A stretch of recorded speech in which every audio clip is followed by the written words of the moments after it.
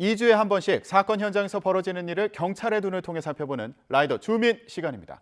오늘도 경찰청 김범석 경감 나오셨습니다. 안녕하세요. 안녕하세요. 네, 자, 첫 번째 사건 바로 시작해 보겠습니다. 영상부터 함께 보시죠.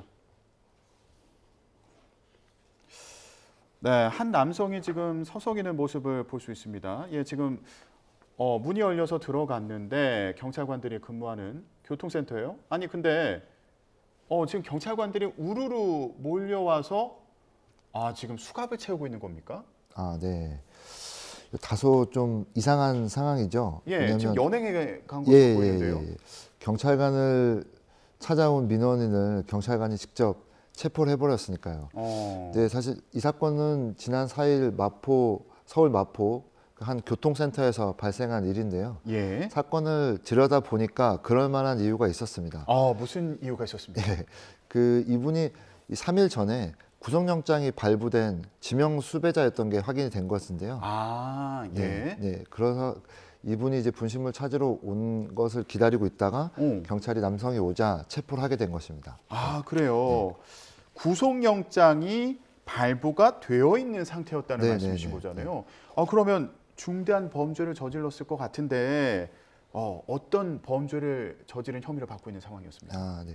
확인을 해보니까 이분이 이제 좀 범죄 행위가 좀 중대했었는데 사기 범행이더라고요. 네. 이분은 이 남성은 전북 전주에서 이제 유사 투자 자문업체, 소위 요즘에 뭐 투자 리딩방이라고 하지 않습니까? 바로 전 뉴스에서도 나오던데. 예, 저희가 조금 전에 전해드렸잖아요. 투자 리딩방의 사장이었습니다.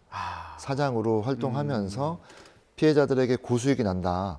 나만 믿고 투자를 하면은 원금의 400%, 그러니까 즉 4배의 수익을 내주겠다 하면서 50여 명에게 22억 원의 피해를 입힌 사건의 주범이었습니다.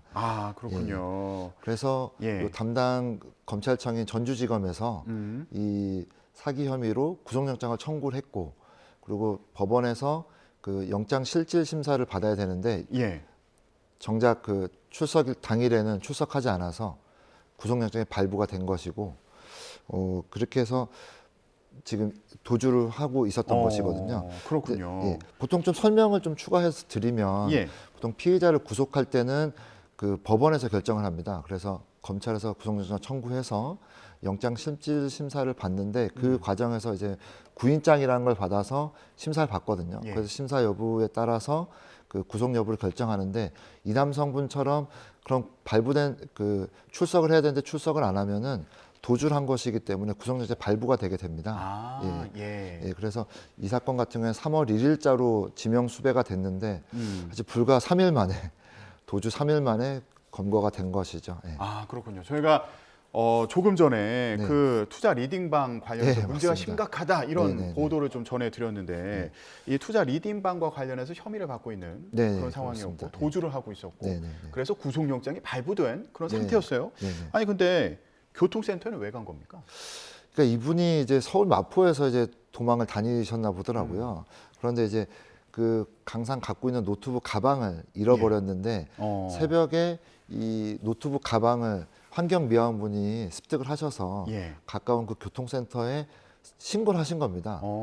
신고를 하셨는데 이제 경찰관분들이 이걸 물건을 찾아주기 위해서 이제 가방을 열어서 이제 신분을 확인했는데 좀 이상한 점이 있었다고 하더라고요. 뭐가 이상했을까요? 휴대폰이랑 여러 장의 신용카드, 그리고 호텔 키, 그리고 신분증이 발견됐는데 정작 휴대전화 유심칩이 없어 전화가 안 되는 거였고. 이상하네요. 네, 그 신용카드는 여러 장인데 다 명의자가 달랐다는 겁니다. 경찰이 뭔가 의심했을 것 뭔가 같아요. 의심, 절도품일 수도 있고. 그래서 그 핸드폰을 켜서 가장 최근에 전화했던 번호를 그냥 눌러봤다고 합니다. 그러니까 그걸 번호를 연락을 해봤는데 아내라는 분이 전화를 받으셨다는 거예요. 근데 이제 정작 핸드폰은 배우자인데도 아무런 저장이 돼 있지 않고. 전화번호가 저장이 안 돼 있었다는 거죠. 그래서 이상하다 생각해서 이제 신분을 이제 확인해가지고 보니까 이제 지명 수배자였다고 합니다. 사실 추가적으로 말씀드리면 검거가 이루어진 교통센터는 사실 교통 단속 업무를 하는 곳이라서 사실 수사를 직접 하시는 곳은 아니거든요.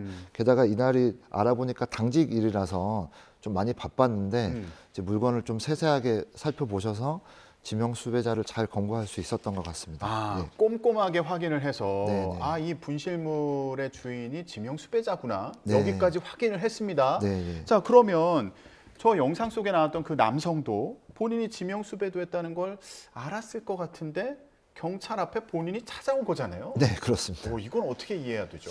그러니까 요 담당 경찰관 안효섭 경위께 여쭤보니까 그 이 남성을 이제 검거한 다음에 물어봤답니다. 예. 수배가 됐냐? 그러니까 자기 수배가 된지 알았다는 거예요.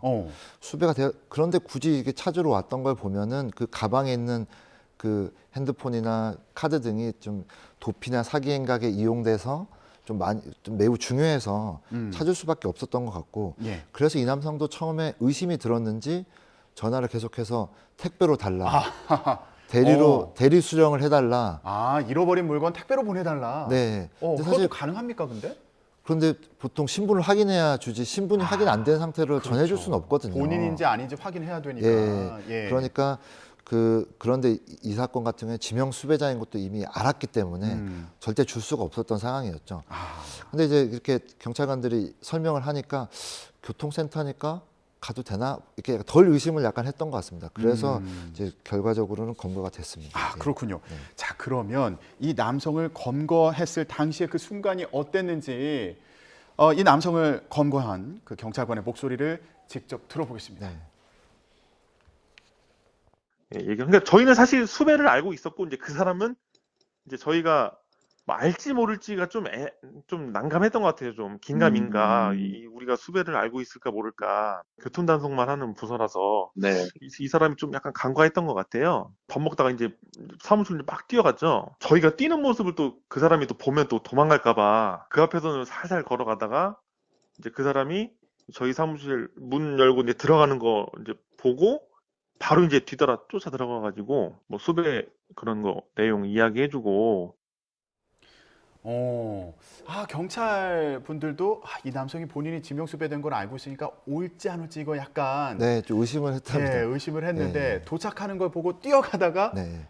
멈춰서 네, 볼까봐. 네. 걸어서 가서 이제 검거를 네. 하셨다는 그 얘기군요. 그러면 이 남성 지금 어떤 상황입니까? 지금 이 남성은 그 연행된 이후에 이제 서울 서부지검을 거쳐서 전주지방검찰청으로 이송이 됐고 지금은 현재 기소된 상태로 전해지고 있고요. 예. 이제 이 사건 같은 경우에는 빨리 피해 회복도 중요하니까 잘 검거가 되었다 생각을 합니다. 예. 추가적으로 하나 말씀드리면 담당 검사분이 이 피의자를 꼭 잡고 싶었는데 못 잡고 있었거든요. 도주를 해서. 그래서 그 검거한 경찰관분들에게 직접 연락을 해서 너무 감사하다 이렇게 얘기를 했다는 말이 전해지고요. 그 담당 경찰관 분에게 여쭤보니까 당연히 해야 될 일을 해서 그래 했을 뿐이다라고 말씀하시면서 다만 자기에게 검거한 게 피해자들에게 조금이라도 도움이 되었으면 좋겠다라는 말을 그렇게 해달라고 전해주셨습니다. 그러셨군요. 네네. 예. 자, 우여곡절 끝에 이렇게 검거가 됐습니다. 이제 재판을 네네. 앞두고 있는데 이 남성 무슨 처벌을 받을 가능성이 있습니까? 그래서 개별 피해액에 따라서 적용 법조가 달라지긴 하는데 이 사건 같은 경우에는 화면에 나오는 것처럼 형법상 사기로 처벌을 받을 거고 10년 이하의 징역 또는 2천만 원 이하의 벌금에 처해질 거로 예상됩니다. 예. 요즘 주식 리딩방이다. 그리고 코인 리딩방 이런 것도 있다고 합니다. 피해 관련해서도 저희가 뉴스를 종종 전해드리는데 이런 사기를 예방할 수 있는 방법이 있을까요? 일단 우리나라가 사기 신고가 매우 많습니다. 사기 공화국이라는 오명도 받고 있는데 일단 제가 실적 수사에서 느껴본 거는 그 사기라는 범죄가 그 피해자의 돈뿐만 아니라 그 피해자에 속았기 때문에 그 속았다는 자괴감이나 부끄러움 때문에 좀 정신까지 좀 피폐하게 되는 좀 범죄거든요. 예. 이제 그런 거다 보면 이제 피해자분들 말씀 들어보면 그런 그 달콤한 유혹에 속아서 이렇게 욕심 부리다가 이렇게 후회가 많이 된다 이런 말씀을 많이 하시거든요. 그러고 보면 지금 화면에 나오는 것처럼 제도권에 있는 게 좀 확인이 되게 중요합니다. 제도권에 있는 거지 그 회사인지 아니면 투자 계약 내용이 이제 적법한 것인지 이렇게 확인하는 것도 중요하고 제가 하나로 오늘 예를 한번 들어드리고 싶은 것은 수익률입니다. 수익률. 아까 바로 전 뉴스에도 수익률이 아주 고수익으로 미끼를 던진다고 하는데 이런 거 같은 경우에는 지금 우리나라에서 그 이자율을 제한하는 법이 대표적으로 두 가지가 있거든요. 예. 대부업법과 이자 제한법인데 예. 하위 법령에서는 이자율을 20%로 제한하고 있습니다. 예. 20% 제한하고 있는데 결과적으로 뭐냐면 그거를 이상 넘는 수익을 그 보장하는 것은 없거든요. 그러니까 원금을 보장하지 않습니다. 투자 같은 경우에는. 그런데 이제 보통 이런 그 사기범 같은 경우에는 원금도 보장되면서 예. 아주 고수익이 난다. 이 사건 같은 경우는 400%를 낸다고 그랬거든요. 아이고. 그러니까 20%를 넘어가는 거는 원금 보장이 되기 어렵다. 일단 원금 보장이 된다 그러면 일단 한번 의심을 해보시고 예. 예. 그러면 이제 피해 예방에 도움이 될 것 같고요. 예. 물론 정당한 투자라면은 아주 높은 수익이 가능하긴 합니다. 그런데 다만 그런 경우는 원금 손실이 다 날 수가 있는 것이죠.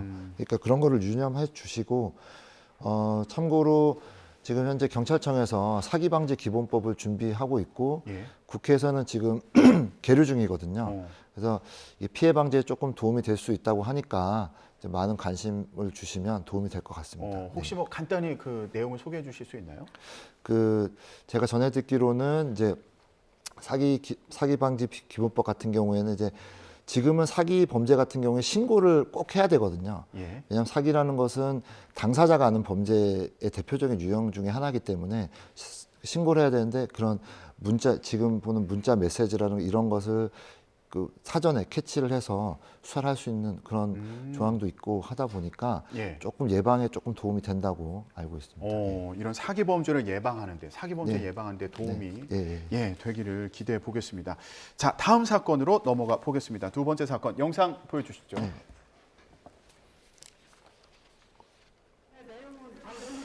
네, 공동주택의 계단으로 보입니다.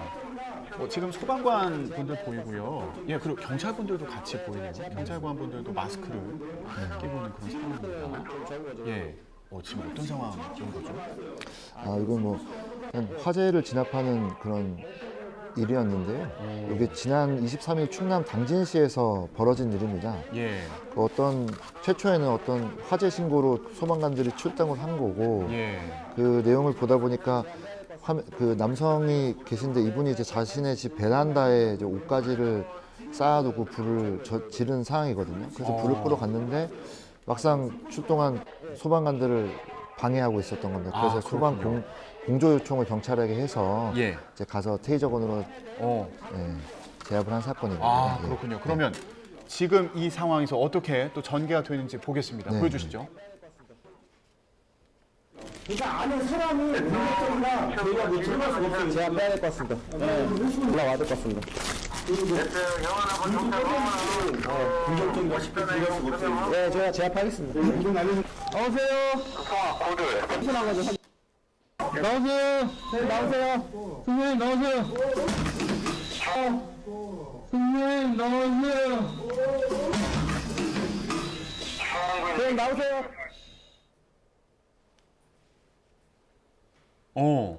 저희가 지금 화재 진압을 하러 이제 네네. 소방관들이 출동을 했는데 현장에서 저 남성이 굉장히 공격적인 모습을 네네네. 보였고 경찰이 이제 또 출동을 해서 제압하는 장면이었습니다. 네네네. 예, 지금 저 상황 어떤 상황이었던 거죠? 그러니까 원래 이제 화재가 나면은 소방관이 출동을 하는데 이제 저런 위급한 상황, 그러니까 뭐 범죄와 연관될 수가 있기 때문에 경찰에게 공조 요청을 해서 보통 화재 발생 시에는 경찰이 같이 출동을 하고 있거든요. 예.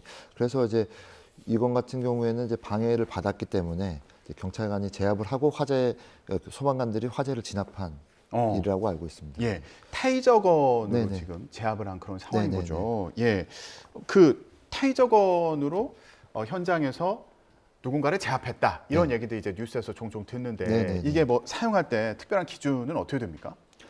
경찰 물리력 사용 기준에 따르면은 총 테이저건을 사용할 수 있는 경우는 3가지 경우에 해당합니다. 3가지 경우인데 이제 뭐 화면을 보시면 되는데 폭력적 공격 이상 상태 그리고 현행범이나 그 사형 무기 또는 3년 이렇게 중범죄를 저지른 사람이 도주했을 경우에 사용할 수 있는데 이제 폭력적 공격 상태라는 것은 무엇이냐면은 경찰이 그 대상자의 행위에 따라 5가지로 분류하는데 가장 높은 것 치명적 공격보다 바로 아래 단계의 공격 상태를 말하는 것입니다.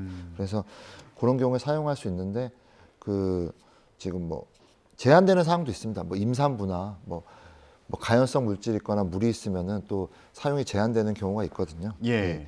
그렇게 이해하시면 될 것 같습니다. 예. 네. 저 화재 현장에서도 뭐 물건을 집어던지거나 욕설을 네. 하거나 이제 네, 이렇게 거칠게 저항하는 그런 상황이 있었던 거죠. 예. 자, 방화 범죄에 대해서도 저희가 종종 예. 뉴스에서 전해드리는데 이번 건 같은 경우에도 저 남성이 지금 자기 집에서 불을 지른 그런 상황이었던 겁니다. 그러면 이런 경우에 어떤 처벌을 받는지 이것도 궁금한데요. 소위 방화죠. 방화 범죄인데 방화 범죄가 몇 가지가 있습니다. 근데 요 사건 같은 경우에는 사람이 있는 그러니까 현주 건조물, 사람이 있는 건물에서 불을 낸 거거든요. 그런 경우에서는 좀 형량이 무거운데 그냥 방화를 한 것만으로도 무기 또는 3년 이상에 처해질 수 있고 사람이 다치면은 이게 또 무기에서 5년으로 늘어납니다. 사람이 사망하면 사형 무기 또는 7년 이상 징역인데 요것은 살인죄보다도 더 형량이 무거운 범죄입니다. 그렇군요. 그러니까 7년 이상이라는 거는 최소 형량이 7년이 최소가 7년이라는 겁니다. 일단은. 감경 같은 걸 제외하고 일단 법정형이 7년 이상이다. 그렇군요. 절대 이런 저지르면 안 되겠습니다.